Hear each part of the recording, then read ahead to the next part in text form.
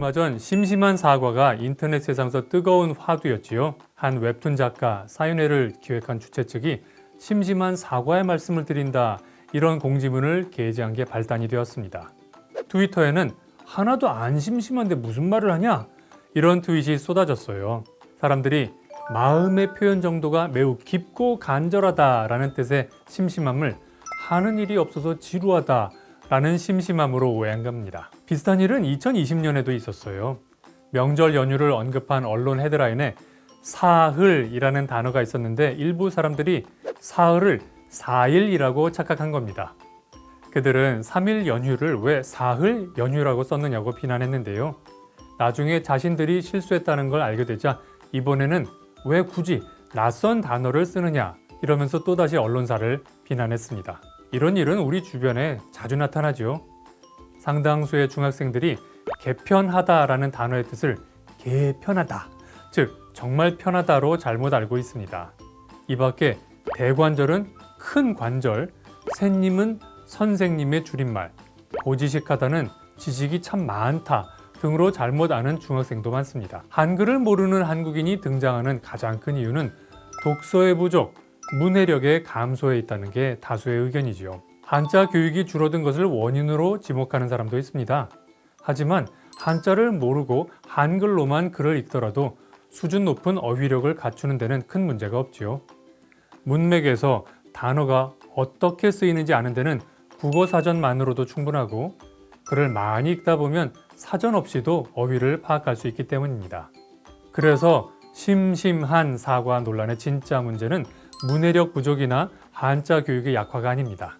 문맥을 통해 단어의 쓰임이 자신이 아는 것과 다르다고 느꼈을 때 사람들이 단어의 뜻을 찾아보려고 하지도 않고 그 말을 쓴 상대에게 화부터 냈다는 것이 진짜 문제죠.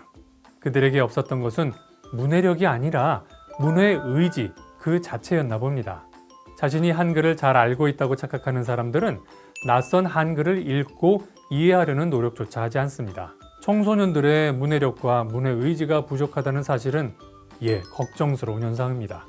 그런데요, 개인적인 관점에서 보면 이건 도약의 기회가 될 수 있죠. 문해 의지를 가진 사람은 남다른 경쟁력을 가지게 되기 때문입니다. 생각해 보세요.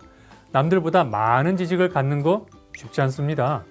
하지만 자신이 모르는 내용을 알아보려는 마음은 누구나 가질 수 있죠. 이것 자체가 경쟁력이라니 이처럼 쉬운 일도 드뭅니다. 학업 성적을 강조하는 사회가 학생들에게 책은 무슨 암기나 해 라고 말을 해왔습니다. 그리고 이제 와서는 다시 요즘 아이들 문해력이 부족해 이렇게 말합니다. 분명한 자기 모순이죠. 우리가 이런 실수를 피하는 방법이 하나 있습니다. 우리 자신이 먼저 그리고 자녀들에게 독서 노트를 쓰도록 지도하는 겁니다. 대단한 독서 비평 이런 걸 쓰자는 게 아니죠. 언제 어느 책을 읽었고 어떤 내용이 인상에 남았는지 적기만 해도 됩니다. 우리가 그림을 그리면 관찰력이 개발되죠. 우리가 기록을 하면 문해력이 늘어납니다. 책 대신 신문 기사를 읽고 흥미로운 기사 한두 줄을 옮겨 적는 것도 좋겠어요.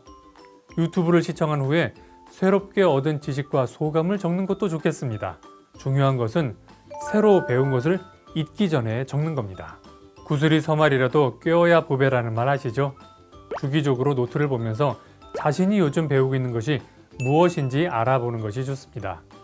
그러다 보면 이전에는 제대로 이해하지 못했던 내용을 비로소 이해하는 경험도 하게 되죠. 보고, 듣고, 읽는 내용을 기록하는 사람은 서서히 자신의 생각도 기록하게 됩니다. 독서광들이 종종 메모광인 이유가 바로 여기에 있습니다. 눈으로만 책을 읽는 사람은 책을 읽는 동안에는 감동을 하지만 책을 덮는 순간부터 책 내용을 잊어버리죠. 기록하면서 책을 읽는 사람은 책의 내용을 기억하고 또 자기 생각을 다듬어 갈 수 있습니다. 책이 나무라면 노트는 열매에 해당합니다. 나무는 그대로 있지만 우리는 열매를 가져가지요. 책은 저자가 만든 것이니 저자의 작품이고 노트는 독자가 만든 것이니 독자의 작품입니다. 책을 많이 읽었지만 내용은 기억하지 못해요 이렇게 얼버무리는 대신 몇 권의 책이라도 제대로 읽고 기록하고 기억해 보는 건 어떨까요? 기록이 기억을 지배하는 법입니다. 기록하면서 읽는 사람은 단 한 번의 독서로도 더 많은 내용을 인용하고 또 활용할 수 있으니 더 효과적인 독서를 한 셈이죠. 이제부터는 기억하지도 못할 책을 읽는 대신에 한 권이라도 읽으면서 기록해 보시기를 권합니다.